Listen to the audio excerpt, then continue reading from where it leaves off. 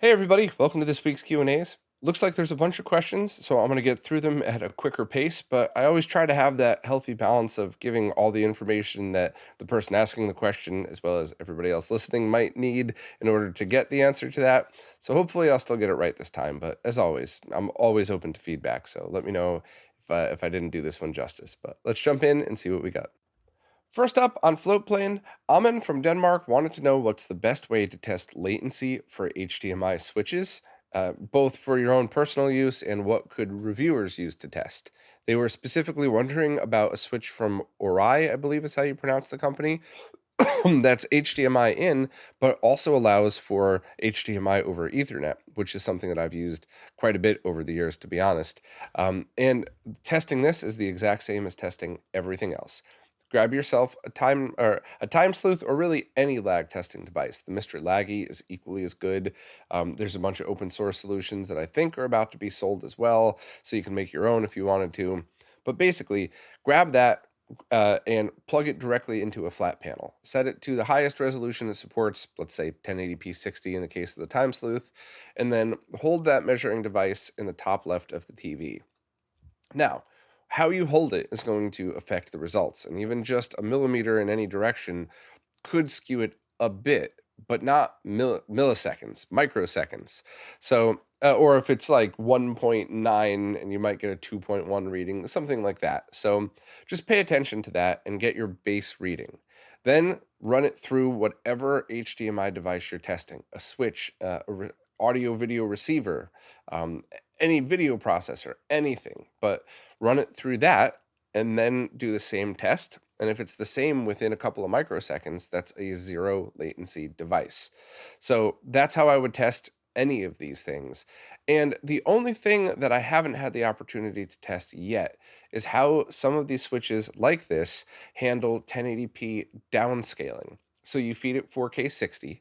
You could pass through 4K 60 on one output port, and on the other, you could flip a switch and it downscales it to 1080p. Now, I would assume that that's not much latency, but the reason that that personally doesn't bother me is the number one reason you would do something like that. Actually, the two reasons you would do that is AVR compatibility. So, if you have an older but very expensive and very nice AVR that only handles HDMI 1.4, sending it the 1080p signal to its audio input would solve that issue altogether. Or streaming. You have a 4K 60 source and you want to stream in 1080p 60. It doesn't really matter if the stream is 5 seconds behind because that's not what you're gaming on. That's just going through your capture card. So those are the two scenarios that would be the most common, I think, and they don't really affect latency. Doesn't affect that.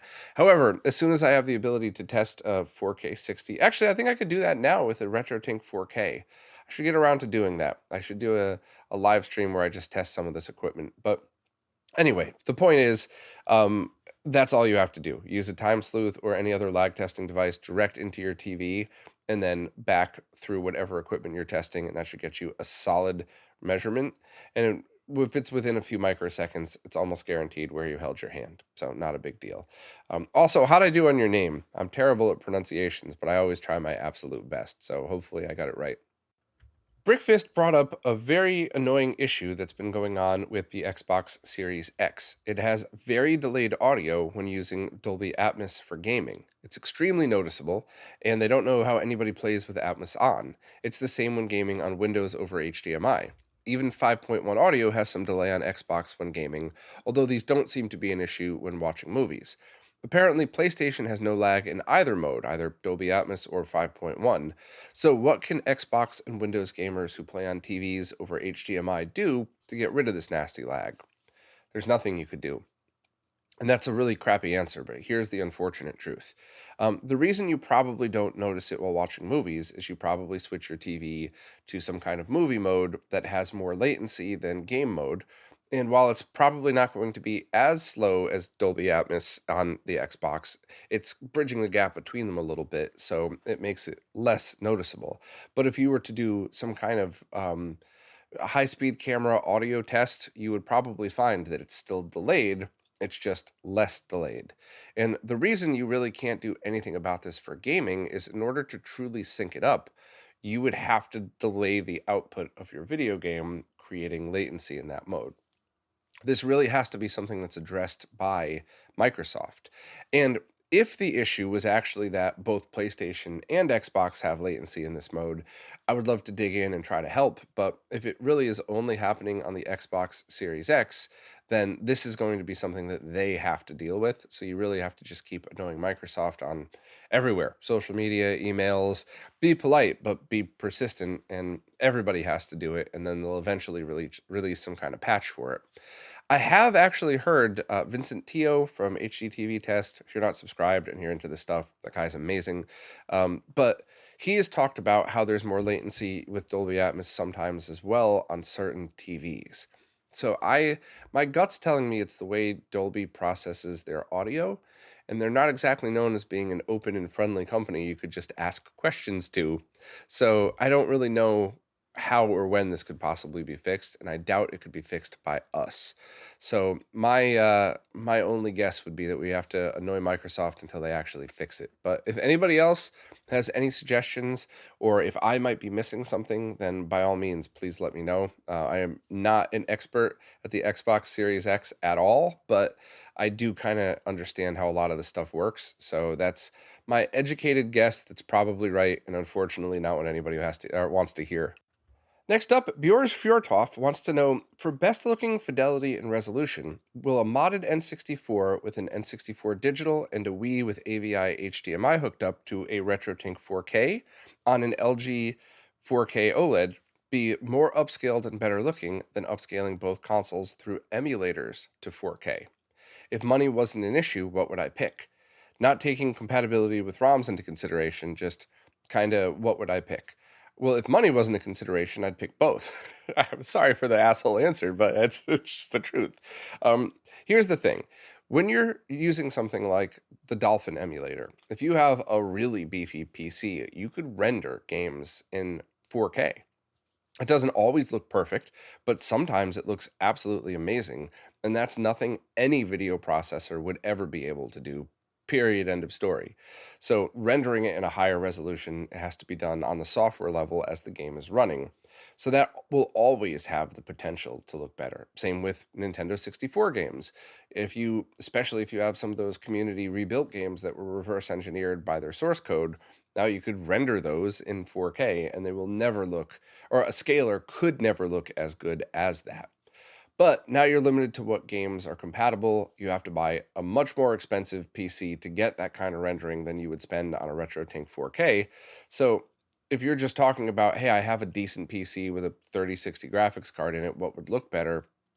I don't know. That's going to be a tough one. But if you're talking about money isn't an issue, you could throw a giant beefy PC at this and get huge amounts of compatibility with very little to no latency. But you're spending a lot of money on a PC to do this. So it's really going to be up to you. My answer to these questions are usually start with whatever's free. So let's just assume that you have a computer and you don't have an N64 and you don't have a RetroTink 4K. Just try it. Plug it into your OLED, see what happens. Maybe you could only render in 1080p, but then you could do some kind of scale using your video card to 4K. Maybe that's all you need. Maybe you'll be fine. Or if you already have an N64 and some CRT, that could very well be all you would ever need. But I would always start with the freest solution and just kind of go from there and only spend your money when you need to. And while I love talking about everything new and exciting that's coming out, very often what you already own is totally fine, as long as it's not branded by the company Pound or anything like that. So, yeah, that's just kind of my general advice on that. But let me know if you want me to elaborate anymore. And how'd I do on your name? Next up, Tony Escobar is having an issue switching their MiSTer to only work on RetroNAS. So to use the CIFS script and to not actually load ROMs off of the micro SD card anymore. And it was working fine in the standard mode, which is what I use, where all of your games except for arcade games are on RetroNAS. Arcade games still stay on your micro SD card, which you could just run update all to get those, so you don't really need to mess with it. And I believe save games and tweaks and stuff still stay on your micro SD card, but nothing else. So essentially, you could use the small, what was it, 8 GB or something, or 8 GB micro SD that comes with the DE10. You could actually just use that if you wanted to. Now, that was working fine for Tony, but when he switched over to the advanced setup, it ended up killing his micro SD card and the Wi-Fi. Now that's odd. That doesn't really make sense. I don't know why it would do that. I'll reach out to Dan after I'm done recording this to see if he has any thoughts. Now it's making me want to load up a new SD card and just try that advanced setup as well through RetroNAS to see what happens. But that doesn't really make sense because I don't know why any of that would happen. Because when you switch to CIFS mount, it ignores the micro SD card for most of it. It wouldn't damage it. So I'm not really sure. What I would suggest though is I would not use a 1 terabyte card if you're going to switch back and forth. I would use a cheap card. And like for me personally, I either use the cards that the DE10 came with, or I'll get like a on sale 64 gigabyte card or something. And I load the games I use all the time. My typical test ROMs, Mario and Zelda, all of the 240p test suites, all the HD Retrovision test suites, and then obviously the arcade stuff. And I would not switch to one of the larger ones, which I still have for when I know that I'm not going to be connected to a network easily, but I wouldn't switch to that unless you would need it. I would almost treat it like a cartridge in an old video game console. But that's really weird that it crashed for you. So I'm going to try to fire it up and test myself when I have time. But I'm also going to reach out to Dan and see, because that's just something's not making sense there. I'm not sure where the disconnect could be. And also, did you copy the CIFS directly from my RetroNAS post and then just obviously change it to your credentials, or did you get that somewhere else? Because I don't know, maybe the CIFS file is doing something different. I'm not really sure, but you could always DM me if you want. I could just send you mine and just change your network credentials instead and have it connect to yours. First up, Tony Shadwick has a hypothetical question for me. Are any of the current scalers, including the RetroTink 4K, capable of downscaling a 320 by 240 signal to 160 by 120? They have this idea kicking around in their head for getting a mess of weatherproof NeoPixel LEDs and sticking them to their garage door.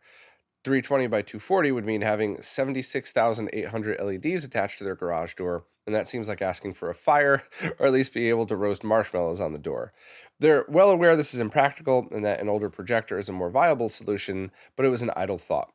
If they used 160 by 120, that would be only 19,200 LEDs, and they suspect if they dropped it down to 80 by 60, most games would be rendered pretty much illegible. So this is an interesting idea. What I would actually look into are things like those holiday light machines that could like you tell it what lights you have and it'll do all these dances and designs, and see if anybody has used those to project an image on it.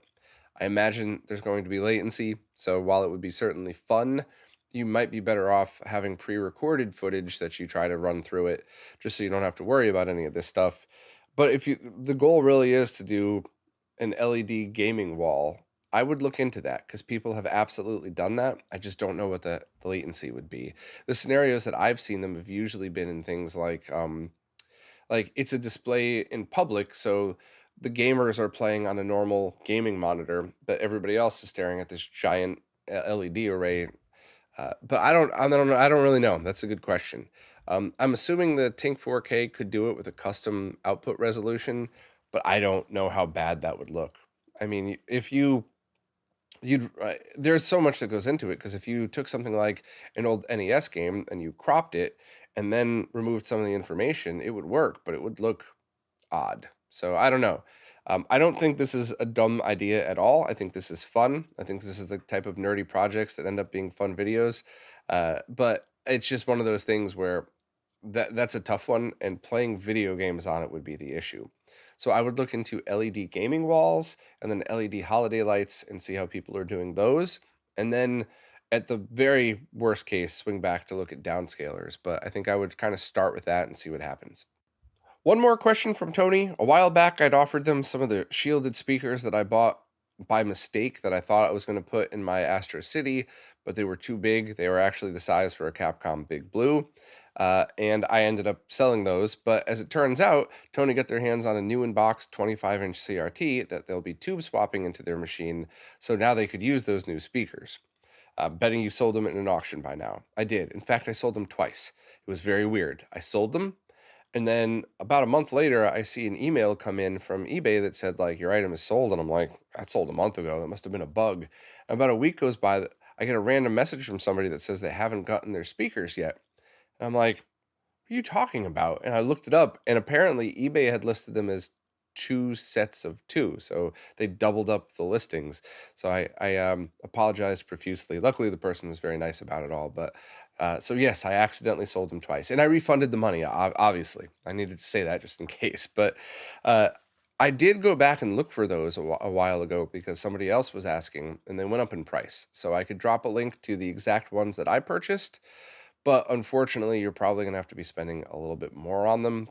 But they were pretty good. They were nice and heavy. The material felt great. So, and the person who originally suggested them to me owns them and says that they're great. So I'll leave a link to what I think is going to be the same.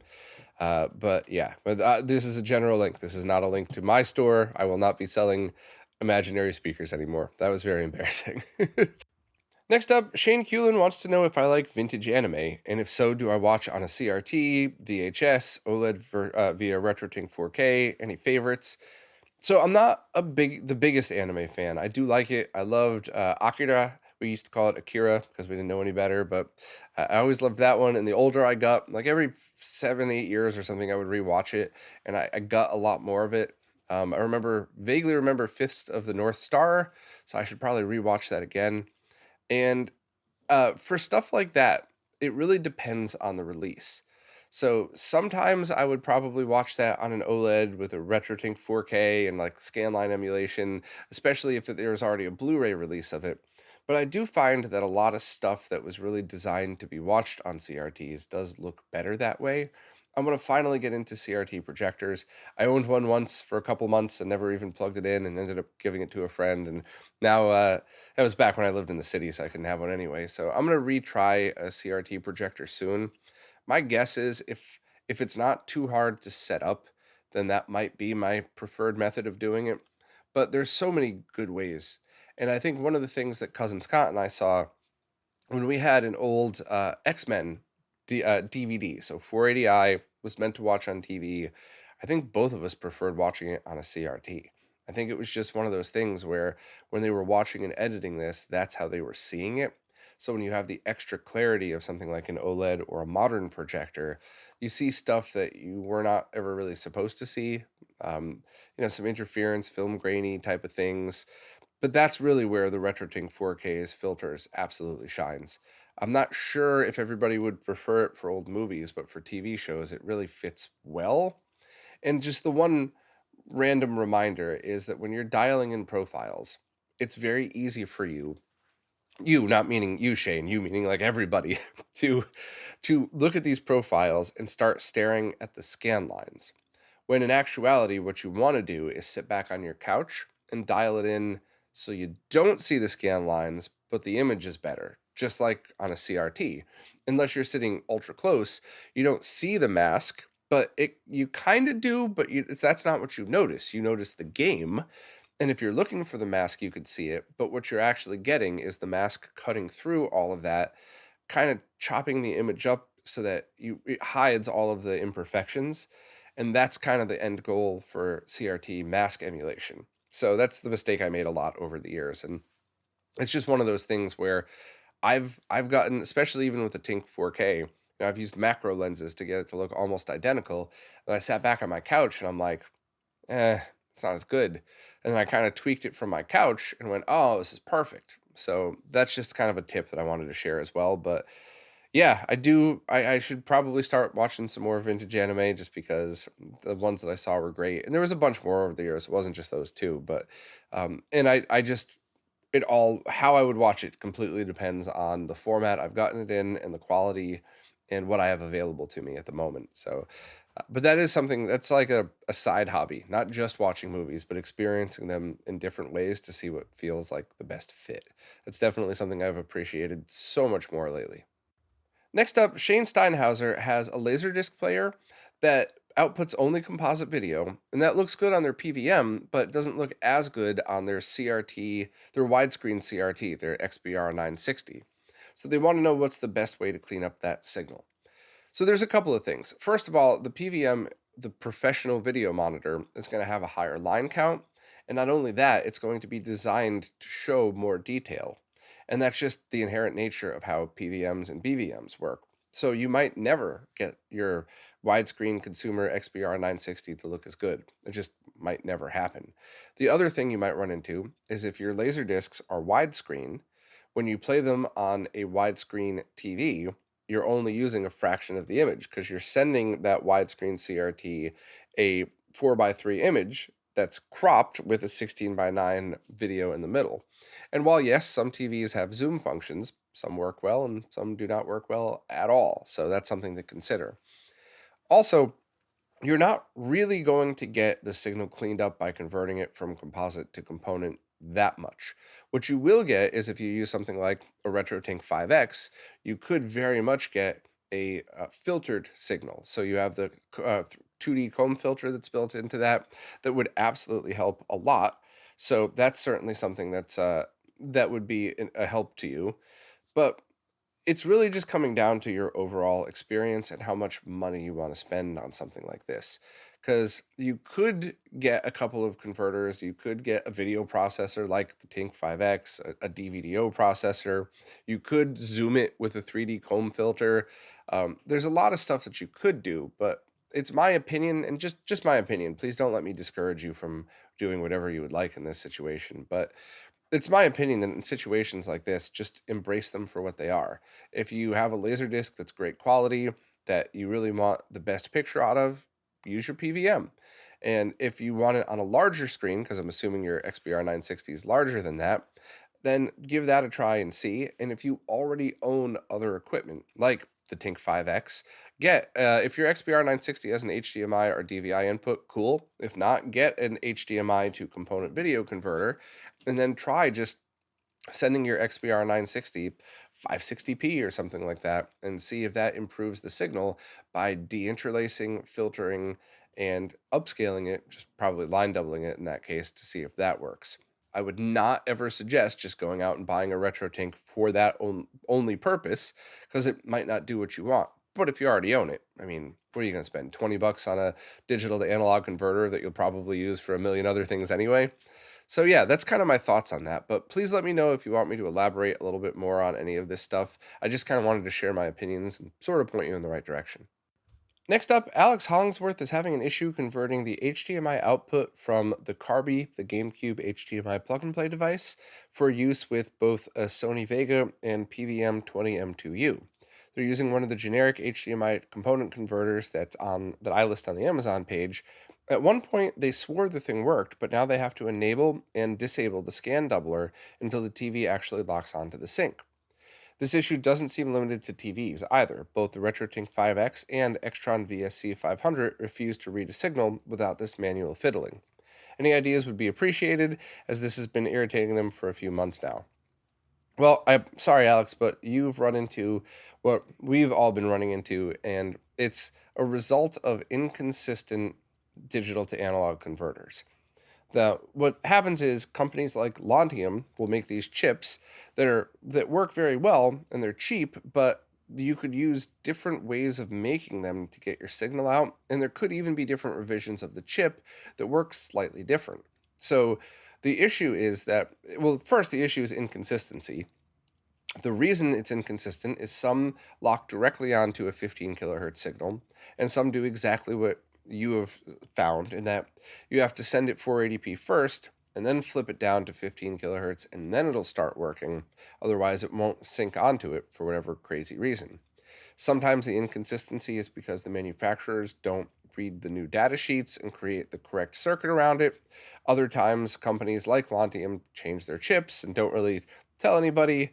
And sometimes they're just poorly made products. But unfortunately, until the community made one, which I think the project stalled. I thought there was a prototype ready months ago, but I haven't gotten one yet. I don't know. I'll figure that out. But until that's released, this is what we have to deal with. Now, the only good side is you're spending 25 bucks and you could return it to Amazon if it doesn't work right. But whereas the community made one's going to be at least double that, because we can't make them in quantities of 20,000. So we have to pay all of the higher premiums on all of the everything, manufacturing, components, etc. So unfortunately, the fix that you've figured out is all you could do other than try to buy another one of those. But you could, and I mean, you could buy 10 and 9 might work and one wouldn't, or you could buy 10 and 9 doesn't work and one does. And that's the major problem, the inconsistency. So I will check in with the person designing the community made one. I thought it was ready to go. I thought it was at least ready to the prototype was ready to go, but that's going to be what I would suggest from now on, to the point that I might even remove those from my Amazon store once that's released, or keep them with a disclaimer. Because even when that's released, if you're really just converting 480p, that's not a problem at all. But if it does turn out to be 75 bucks, I know a lot of people that would rather just try the $25 version first. And if they won the DAC lottery and it worked, great. And if not, then they would return it and get the community made one. And that's fine too. I'm never trying to tell people that you have to spend a ton of money, but I do want everybody to know the differences and the choices. So unfortunately, Alex, right now the choice is keep buying and returning until they work, and you might not even find one. So if I were you, I would keep doing what you were doing and just cross your fingers that this community made one comes out within the next couple of months. Koala Koa wanted to switch from using SCART switches to an Extron Crosspoint matrix switch, and seeing their complicated setup, that actually was the right thing to do anyway. I'm a big fan of the G-SCART, and the GameScare SCART switch was very good too, but for something that has that many inputs and that many outputs, the Crosspoint's definitely going to be the better way to go. It'll probably be more expensive because you'll end up having to make or buy a lot more customized cables, but whatever. The only thing to mention about the SCART switches is, at the very least, there's definitely no latency added by daisy chaining analog SCART switches. Maybe latency in the time it takes to switch between consoles when you power one off and power one on, but it certainly doesn't add input lag or anything like that, or output lag or whatever. So you wouldn't have to worry about that, but it's just, for somebody who wants a lot of inputs and a lot of outputs, this is definitely going to be the better way to go about it. The problem is, though, it seems like Koala's not getting any signal on the output side. So the first thing that you need to worry about is, they said they purchased SCART to BNC cables. So that's directional. When you bought those, you want SCART in, BNC out.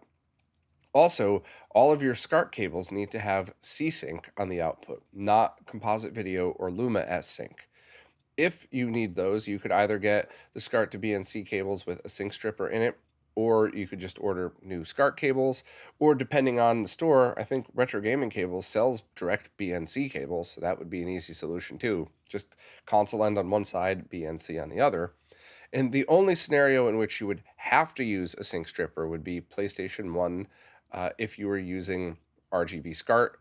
And then if you used HD Retrovision cables, that's not an issue. And same thing, PlayStation 2, if you're using component video cables, you don't have to worry. However, if you were using RGB SCART, you would definitely have to use a sync stripper for the PlayStation consoles. Everything else should have C-Sync available. Now, on the output side, going BNC to SCART, that's a different direction, which requires a slightly different cable. If you've already ordered them, you could just do some soldering and move the cables to where you need to go in the SCART head. But that's definitely a thing. And also, the output of the Crosspoint is going to have a higher voltage on the sync line. So you would absolutely need, going into SCART devices, you would need some kind of resistor on there. I think a 470 ohm resistor should be good. That, you want to double check your service manual, but 99% of the time, having the higher voltage sync directly into PVMs or VGA monitors is fine. Not SCART devices, though. So not TVs with a SCART port, not scalers with a SCART port, not other switches. If it's got a SCART port and you're going from an Extron device, you need that resistor on the sync line. So you kind of have a lot to double check here. What I would do is the same type of nerd suggestion I would always suggest, in that start out by connecting one device. So let's take PlayStation 2 component video. Plug that into your Tink 5X. Does it work? Great. Plug that into your Extron Crosspoint, and then have the output of the Crosspoint going in and nothing else connected, or I mean, you don't have to disconnect it, but just try that one thing. So input 1 to output 1, make sure they're set up on the buttons, because when you're using the Crosspoint, you have to set it and then hit enter for all that stuff to work, and see what happens. Do you get a signal? If the answer is no, in that very basic setup, there's something wrong with your Crosspoint. If the answer is yes, then you kind of just have to go down the line and figure out which troubleshooting step, where you find the failure. So then you grab your Sega Genesis RGB SCART cable, you plug it into the Ting 5X, it works. You plug it into the Crosspoint and it doesn't. So is it pinned correctly? Do you have a sync, or do you have a resistor on the sync line on the output side? You kind of have to just break this down bit by bit in order to figure out all of this stuff. You could, if you already have a transcoder, you could use that on the input side. And I do know plenty of people that, let's say they have 10 component video consoles and 5 RGB SCART, they would grab their G-SCART switch, put everything into that, use the G-SCART switches sync stripping, and then sent the G-SCART to one input in the Crosspoint. So input 1 in the Crosspoint is the G-SCART with 5 other consoles, and then you don't have to worry about a lot of that stuff. Still on the output side, but that's it. So how about we'll start here and let me know where you need to go with this. Did I point you in the right direction? Are you still having issues? Did you determine it's the Crosspoint? Do you need another one, etc., etc.? We could definitely figure this out, but you need to just, especially for your own sanity, break it down into single test points to try and determine the exact point of failure, and then everything should start to fall into place. So let's start here and then see where we could go with it. Oliver Clear has a Synology 6-bay NAS with 90 terabytes of storage. That's awesome. Mine's only 70 terabytes, so you got me beat. And they were looking into integrating RetroNAS, but they had some thoughts on all of this stuff. It seems like they use their NAS as a backup and have all of their data elsewhere, which is how I use mine for the most part as well. So they were first kind of nervous about making that something that's constantly accessed via RetroNAS, as well as how do you install it and what are the alternatives. So you could just put RetroNAS on a Raspberry Pi, which that alone could be very helpful for things like using it for Dreamcast for the DreamPi solution. You could do all of that stuff, and you basically just create a share on your current Synology NAS that's RetroNAS, and don't make it global or a public share, if you will, but just keep that as something that you would have to program in. You would link up the RetroNAS Raspberry Pi to it, and whenever you played games, essentially the Pi would be copying games from the Synology, running it through the Pi out to whatever MiSTer, PlayStation 2, whatever you were using. That should be fine. You definitely want to use a Pi 4 or above because you want the gigabit Ethernet port, but that should be fine. And it would certainly get around a lot of the other limitations that you might have, because you can't just install RetroNAS on a Synology NAS, and no one's ported over the individual components yet. So that would actually take somebody that was kind of an expert in Synology stuff to do that, which, if you're one of those people, by all means, have at it. So the other side of that, though, what about constantly accessing the NAS scenario? Do you have to worry about wearing the drives down? And I don't think that's something that you should have a concern about, as long as your data is always in two places. So let's say you dump all of your ROMs on your NAS, make sure they're also on your PC. Same way that when you mentioned you buy games from Steam, you download them on your PC and you also have them on your NAS. That way, if one or the other ever gets struck by lightning or something, you still have your data there. What you could do, if you really wanted to, is build a dedicated Unraid server as the RetroNAS server, and then use your NAS just to back the ROMs up to. So whenever you add new ROMs, you run a sync program that sends them to the NAS, and then that just kind of sits and never gets used until it's accessed for storage. And the whole building an Unraid server is actually super easy. Check out Edge Channel, Space Invader 1, grab any old PC, put 2 hard drives in it, and you're good to go. It's not as daunting as one might think. And when drives fail using Unraid, that was my favorite part, because there was just no issues. So for something like a Synology 6-bay NAS, you would probably have all of the exact same drive in there. And if one failed, you would need you would absolutely need the same drive. And if two failed, depending on how you set it up, you might lose everything. Whereas on RAID, if you have a 6 terabyte drive in there and that dies, you go, "Ah, all right." You just put in a 20 terabyte because you know you wanted the extra space. You're done. That's it. Or if you have a parity drive, and this just happened to me. I had a parity drive that was 18 and a 16 terabyte drive died, and I wanted to add a 20. Well, you can't add the 20 because the parity drive has to be the largest. So I plugged the 20 in and I ran a script based on one of Ed's videos. And what it ended up doing was first copying the parity drive over to the 20 terabyte and then rebuilding the dead 16 terabyte onto the 18 using just using the parity data, and everything was fine. Now it took like a week. Like I had to just let it run and not touch it, but it worked fine. And that's not something you'll get with something like a Synology. I think. I mean, there might be newer ways of doing it, but that's kind of the advantage of Unraid. So while I would not at all tell you to get rid of a 90 terabyte NAS solution that's probably perfect, what I would confidently say is grab an old PC, grab 2 or 3 drives, doesn't even matter the size, just big enough to start your game collection, install that. It's free to try, and then you have to buy it. That's kind of the only thing. I think a lot of people really wish Unraid was free, but you get what you pay for. It's pretty cool. I like the GUI. I find it to be pretty easy. But do that and then follow the instructions on RetroRGB to add RetroNAS functionality to it. And that should be it. And maybe someday you'll migrate everything over to it. Maybe you won't, and you'll just leave that as your RetroNAS server and leave your NAS alone. But I think that's a pretty cheap way to get started. And depending on how many old PCs and drives you have laying around, it might be cheaper than going out and buying a new Pi. So that's where I would start. But let me know if you have any other thoughts or questions on it. I do plan on doing another RetroNAS video at some point, but at the moment, I'm probably booked all the way through January into February for stuff that I need to get done, and it's already kind of exhausting. So I'm not going to be jumping into that until I free up some other time. But hopefully, I was at least able to point in the right direction. One more from Oliver. They had a 32X that was pretty beat up, so they sent it to a local company for repainting, and the repaint process came out great, but they ended up sanding off the original logos. The company who did it did some custom 32X logo stickers as a replacement, but it doesn't quite capture the original look and feel. So, who in the community might be able to make original replacements like that? Graphics Gear is the first person that would come to mind. They did a bunch of really awesome stuff. Whoever was doing the jewels for Muramasa, those are great. Those would be the two places that I would start with. I would just reach out to Graphics Gear and see if they'd be willing to make something like that. And if they were, I'm sure they would make enough to sell a few extras. So I'll leave a link.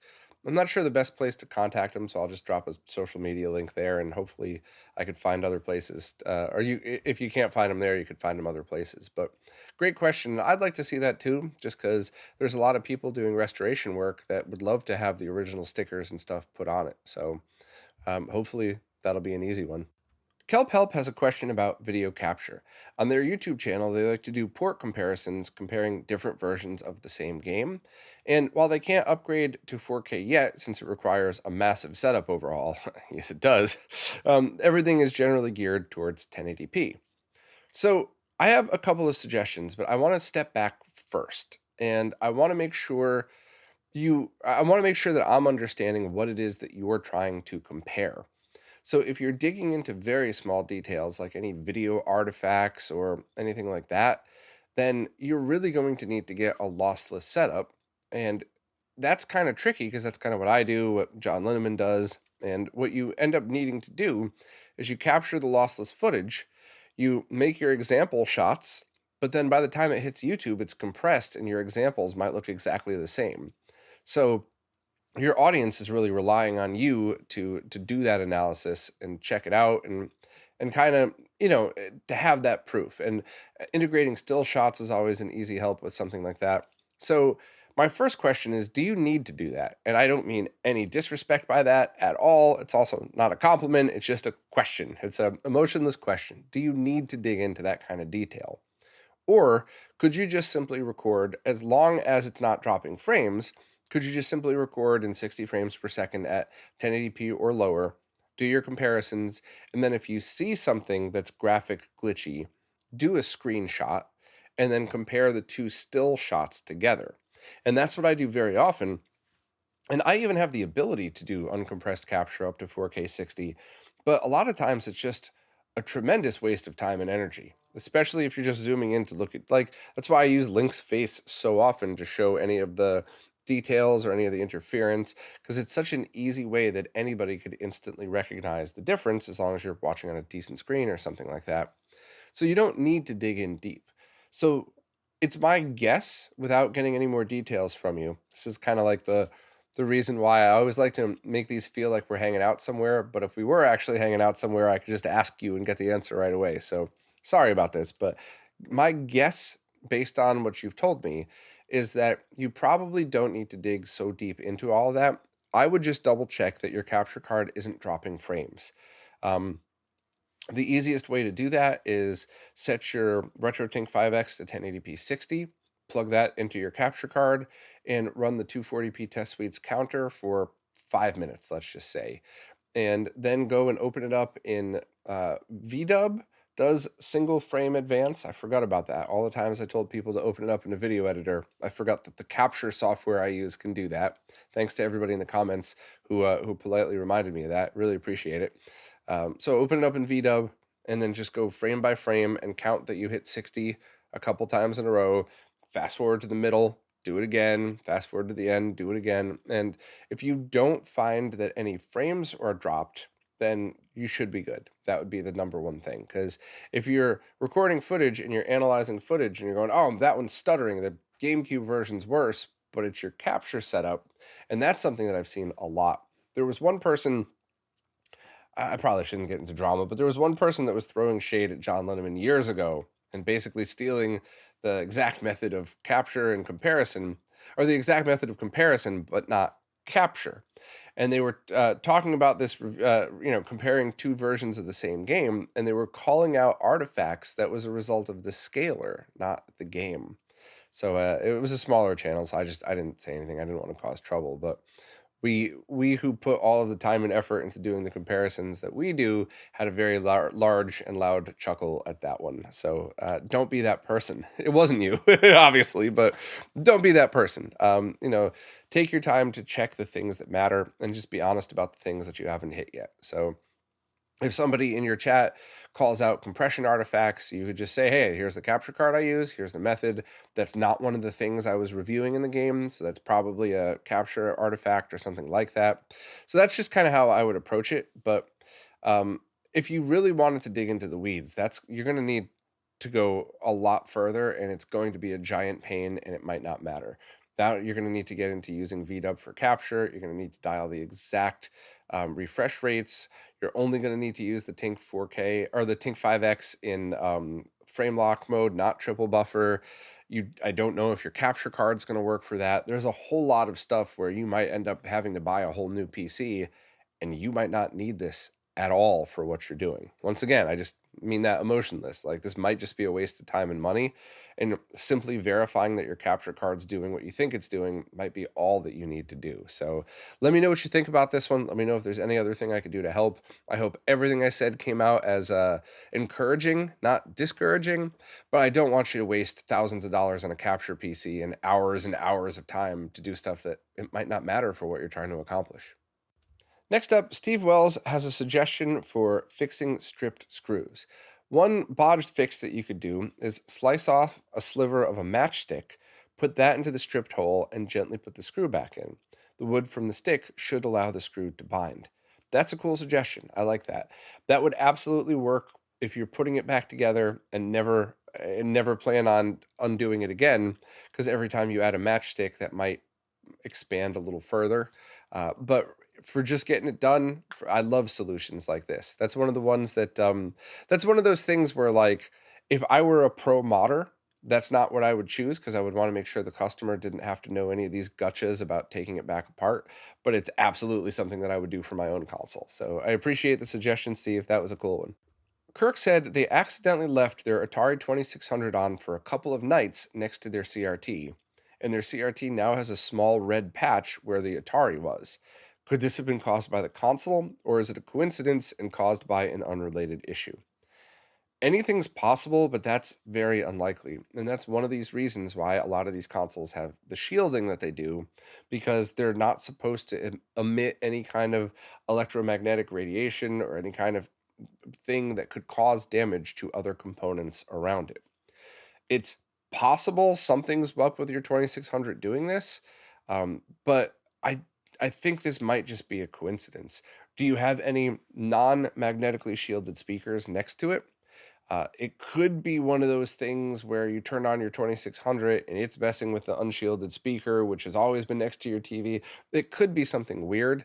You could try getting a degaussing wand and seeing if that gets rid of it. And has anybody else run into this? But I certainly haven't. And in fact, when we were kids, when we were playing games that didn't have save in them, like I remember specifically Super Mario 2, there was a couple of times we got to higher levels, so we would leave it paused, turn off the TV, and then come back the next day, turn on the TV, and unpause it and continue where we were at. And we never ended up doing anything like that. There was never any damage to the TV. And all my friends did that too. So, or not, maybe not all, but a lot of my friends did that. And we would have gotten in some unbelievably deep shit with our parents if we had burned a red spot into our TV for leaving our Nintendo consoles on for days on end. So I could definitely say that it's never happened to me, but that's a weird one. I'm sorry that that happened to you, but it probably is just a coincidence. Just double check there's no unshielded speakers right near your TV. Two questions from Adam Ant. First, regarding the Kanto Aura speakers, what connection method do I prefer? They were thinking of taking their audio out from a G-Comp switch and connecting those audio connections to the speakers, and not connecting the audio connections to the CRT audio input. Their CRT doesn't have any audio outputs. So for this, I would, if you plan on only using those speakers and not ever using the CRT speakers, I would just skip the CRT and plug it directly in. Especially if you have, let's just say, a really nice CRT, but only with a single mono speaker, just skip it. Go right into the auras and don't worry about it. But if you're in one of those situations where, let's say you have a really nice consumer CRT that has very good speakers, and you only want to turn on the auras when you want that extra boost. Maybe you're like me and you don't want to get used to the good audio. You want to flip it on only when it matters to you, and certainly not when you're running a test or something like that. If that's the case, just use Y connectors. And remember, it's always safe to use Y connectors with audio. It might introduce some kind of ground hum or artifacts, but it's not going to destroy anything, whereas it's never safe to use Y connections with video. So if that was the case, just use some splitters, Y cable splitters, get some longer ones, and just plug one into the TV, one into the auras, and go from there, and you should be fine. The only time I wouldn't do that is if it was mono on the TV, because then it would end up being mono on the other speakers. But if it's stereo on the TV and stereo on the speakers, and you just wanted the ability to use both, splitters should be fine. If it introduces a ground hum or some crackling, take them out. But if not, at least it's safe to use. But it kind of sounds like in that scenario, you should just plug them into the auras, especially if you've invested the money in them. So next, regarding that new Sega Neptune, the one that Tito just did a video on that I thought was amazing, Adam doesn't want to lose Sega CD compatibilities. They have RetroFrog's breakout connector that lets you use the MegaSD through the Sega CD port. So is there a reason that this wouldn't work? In Tito's video, they saw what looked like a removable cover for the Sega CD port, but it was only a brief shot. I think it would work with 32X CD games, but I don't know if it would work with Sega CD games. And I sold all of that stuff a long time ago. Otherwise, I would have offered to test it for you because I'm curious about that myself. I'm actually wondering how that would work. So I guess I should know the answer to this. I'm positive I did know the answer back when I did that live stream with Beast, but I don't remember anymore. So you might have to just double check, maybe the Terra Onion Discord or something like that. Will the side adapter work with regular Sega CD games with a 32X plugged in, or will it only work with 32X CD games? Sorry, I don't have the answer to that one.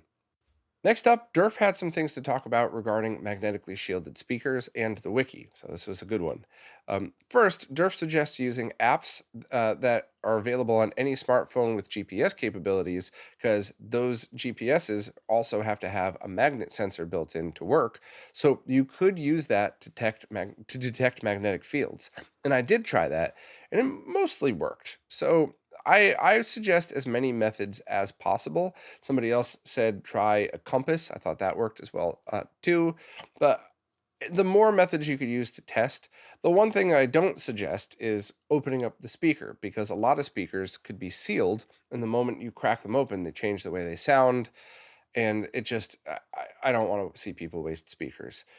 The only thing that I would add is that Durf said that the front of speakers aren't magnetically shielded, so you should never point them directly towards the screen if you're trying to eyeball if there's interference.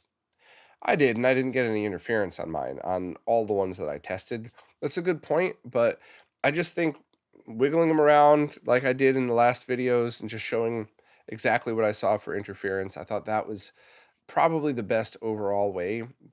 Unfortunately, though, Durf tried that and it didn't have any interference, so they thought they were okay to use. But over the course of months, they had magnetized the corners of the screen, and it needed an external degauss. So that's why, in a perfect world, what you would do is set up either a smartphone in manual camera mode or any kind of manual settings camera, set that up on a tripod, and then use both an all white screen and color bars and do exactly what I did, wave them all around like a crazy person and play the video back and see if you could see interference. And that's how I figured out one of the subwoofers was too close, because I did all of that, but I couldn't really tell. So what I ended up doing, the way I found out that it was interfering, is I compared the first shot of the all white screen before I moved the speaker over to the last. And you could see on the side there was a tiny, tiny bit of difference that I didn't notice. So then I actually called my wife down and said, "Hey, let me know if the bottom of the screen changes." And I climbed down and I kind of wiggled the subwoofer, and she was like, "Yep." So confirmed that even though I didn't think it was interfering, it actually was. So the camera trick might work. Also, though, Durf has added 2 pages to the wiki. One is talking about how to detect these magnetic fields, but the other one is a list of speakers that have been confirmed to either be shielded or not shielded.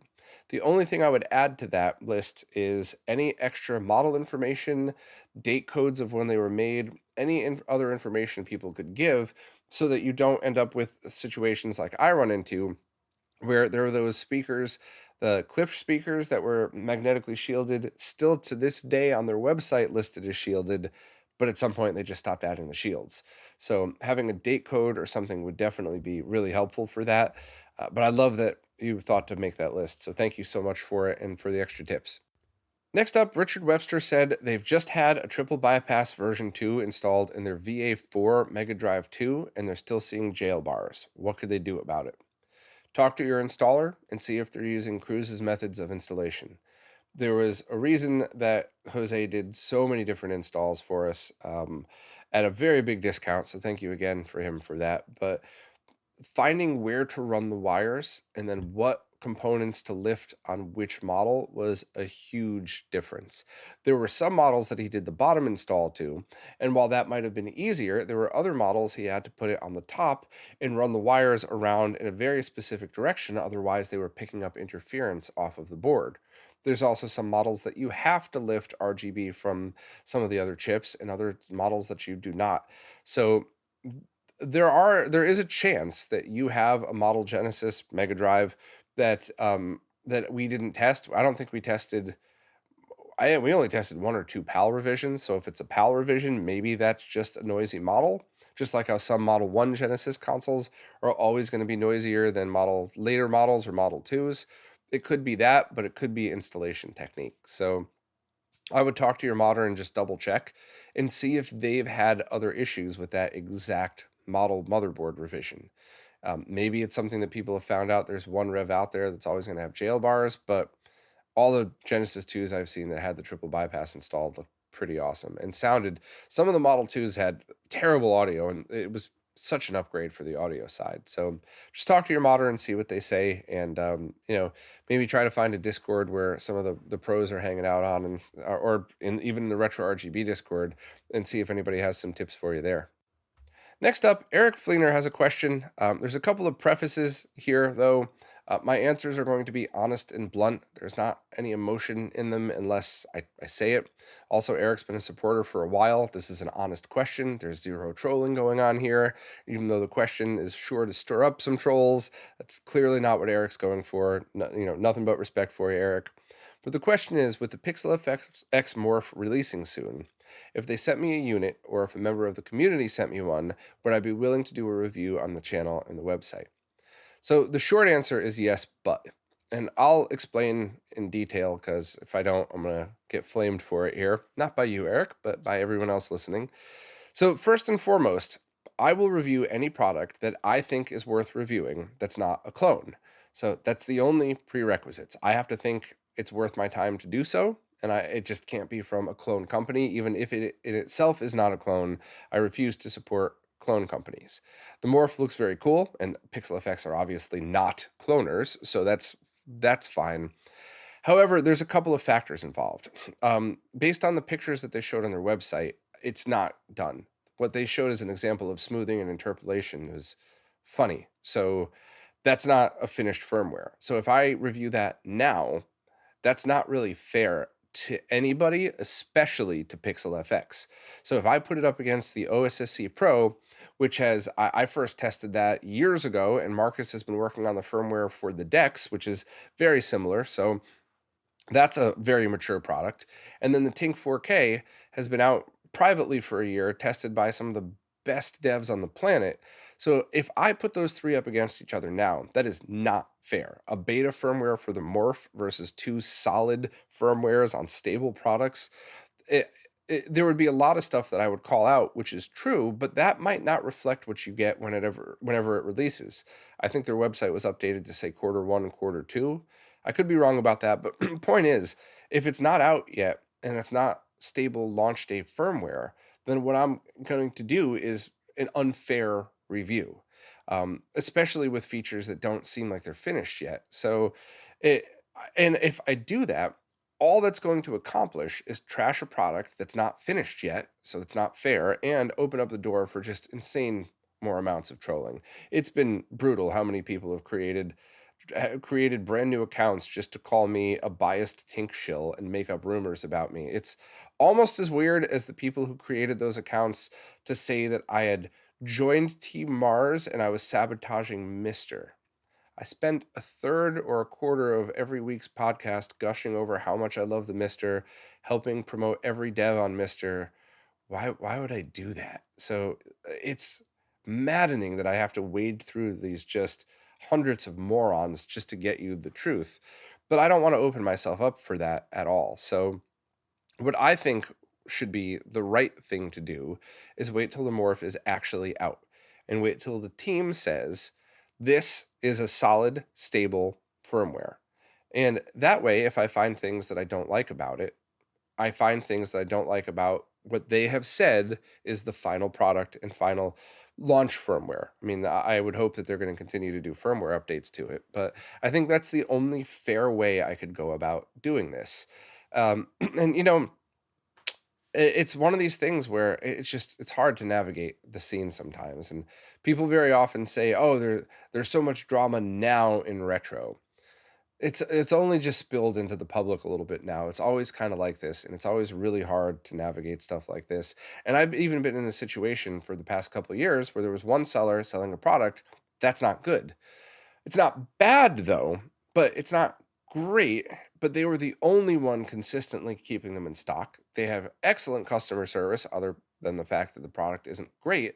So I still promoted it. But now that there's other options, I'm promoting the other better options. And now that person and their legion of trolls is coming after me for no longer promoting their products. And it's like, I'm damned if I do, I'm damned if I don't. I kept my mouth shut about the fact that the product wasn't that great for all these years because it wasn't bad and it was in stock and everybody got treated fairly at a decent price. So it's very hard to navigate this stuff, and I try my best. And the only time I get really, I don't want to say upset, but the only things that really piss me off are when people in the comments are like, whenever you even mention trolling, you're just feeding them and you're just causing drama. And I don't even want to listen to you anymore because you just talk about trolls. And it's like, It's not how life works. Sometimes you got to get out in front of this stuff. And now, like today, over explaining why my answer is yes, I'll review the Morph, but I want to wait until it's actually a finished product. If I didn't over explain this for 5 minutes, I would have just had to deal with hundreds of social media and YouTube comments of people trying to just create a narrative that's a complete and total lie. So, Eric, I don't mind these questions. If I minded the question, I would have reached out to you directly and answered you privately. I'm happy to answer them. I don't blame you for any of this. Your question was very, very clearly well intended. I just wanted to explain this to everybody why you're not seeing Morph reviews and why you're not seeing it mentioned in other videos, because it's not a product that's here yet. And if I did start to point things out about it, it's not fair to Dan Woozle or Christoph. If they think differently, that's on them, but that's my strong opinion. And if you all think I'm wrong, let me know politely, and maybe I could do something. Maybe I could just do a beta review of it or something like that. But I just don't think that's a good representation of a product, is showing it when it's not done yet. So I don't know, but let me know what y'all think. One more from Oliver. He's looking for a good amp that's cheap, that could be used to test speakers, but also probably still use it at some other point in the future. And I think I have a solution for you, and I'll leave a link to it. But let me just first go over the question and then explain my suggestion for it. So Oliver's pre-wiring his entire house for speakers, but at the moment doesn't have the budget to populate every spot that his speaker is going to be. But now that the house is still in the process of being built, Oliver wants to test those wires to make sure they're connected. That way you're not chasing a wire through a sealed up wall when you eventually add speakers later. So that makes perfect sense. I mean, you have to populate some of them, or maybe you could populate some speakers, but you don't have the amp for that room yet. Totally fine. So I would suggest an amp that I found recently that you could reuse. Now, here's the thing. If you just wanted to test speakers, go to a thrift store, get an old amp, test it first on crappy speakers to make sure it doesn't work, and that's all you need, and you're done. However, I'm interpreting your question as, what is a cost-effective amplifier to test each speaker that you could also end up using? And I found one amp based on the suggestion of Matt from Insurrection Industries, who's an audiophile and who's given me some very fairly priced solutions in the past.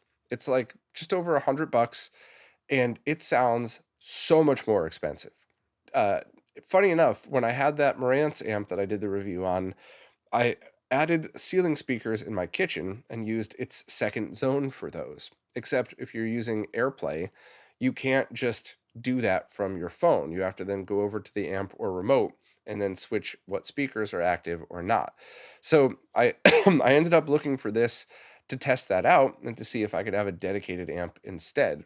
And I ended up using an old Apple router or something. I don't know. I just used it as an AirPlay receiver into this amp, and it sounded better. And I'm pretty sure it's just because the impedance of the amp matches the impedance of the speakers better. But I was so impressed with how it sounded for the money. I always going to say that when I'm talking about audiophile stuff. Same thing now with scalers, right? There's always somebody out there that's going to compare the Tink 2X to the Tink 4K, just like there's always somebody out there that's going to compare this $100 amp to some $3,000 amazing, beautiful amp, or higher, $20,000 amp.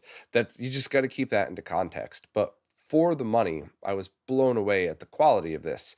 It's got Bluetooth, it's got line in, I think it might have digital in as well. And I just was very impressed. So if you were looking for another amp for another room, I would buy this one. I would use it to do your testing. And then after you're done, you could mount this. You could use your if you have Apple devices. I just have Apple phones. I'm not an Apple fanboy. I still think I like small phones and big TVs, so I'm going to keep the mini until somebody finds me a better, smaller phone. But the AirPlay functionality works great. So if you have one of those, then I would suggest getting an Apple router and using the same trick that I did. If you just want to use Bluetooth, it has Bluetooth built in. But I think that would be a great amp for you to use as testing. But you could also then mount it for your kitchen speakers, mount it for a guest room, mount it outside for outside speakers. You just, it's not waterproof, so be careful where you mount it. But so that's my suggestion. Either buy anything for $10 at a thrift store, get something from a family member that they're about to throw out, anything, or buy this one and have it, because it's nice and small too, and have it as a multi-use thing. So let me know if I pointed you in the right direction, Oliver. Next up, Alan Ricks wants to know if I ever did a video on degaussing CRTs, specifically how to use degaussing coils, where to find a reliable one, perhaps a do-it-yourself solution. And no, I never did. And in fact, I think that's probably a better video for Steve from RetroTech. I would search his channel to see if he's already done one, and if not, Steve, if you're listening, you should do one. It's a very good idea. Thank you, Alan, for the suggestion. But somebody offered to send excuse me, to send me one once. I said yes. They sent it in a pizza box, which was freaking awesome because it was just the perfect size. And I used it the other day when I turned my consumer CRT sideways for Tate mode, and I did it while it was on, messing up the colors. So I just waved it like a wand around it and fixed it in a couple of turns. It took like 30 seconds, but that's not really a video explanation. That's more of just telling you what I did. So let's look to Steve from RetroTech for that. I think that would be a really great idea. And maybe he could even point out models that you could still find on eBay or something. Next up, Demon Coup is just looking for the best way to get VGA out of a Dreamcast. I would start with the cheapest solution possible. I found a $15 generic cable on Amazon and just try it. When I bought that cheap cable 10 years ago, more than 10 years ago, when I started RetroRGB, it was terrible. There was interference all over the screen, both digitally and on a VGA monitor. It was just a terrible solution, and I wish I'd... In fact, the only reason I kept them was to use it as an example of what not to buy. But then last year, I bought another set of generics just to compare and contrast, and they're totally fine. There was zero interference. There wasn't audio buzz or hum. So when you get generics, sometimes they're always going to be low quality. Sometimes it depends on the manufacturing run. So I would start from there. If you get them and you don't like them, return them and try getting the Retrobit branded ones. They're $40, and I think they're exactly the same from the same company, even though the pictures don't totally match. But even if that's true, the Retrobit ones that I bought were fine. So maybe even if that's true and they're just a rebrand, they could have come from a better run of production when the company was using better materials or something like that. So that's where I would start with, and then if not, go from there. Check out the Behar Brothers solutions. Check out maybe getting the RGB SCART version that has a switch that goes between between 15 and 31 kilohertz. But I would just start with there, because what if you spent 15 bucks and it was fine? Wouldn't you be happy that you saved some money? So I'll leave links to the cheap one and to the Retrobit and go from there. And let me know if there was a different reason that you wanted them. Maybe you needed a specific adapter or something. But if you're just talking about what's a VGA cable, that's what I would recommend.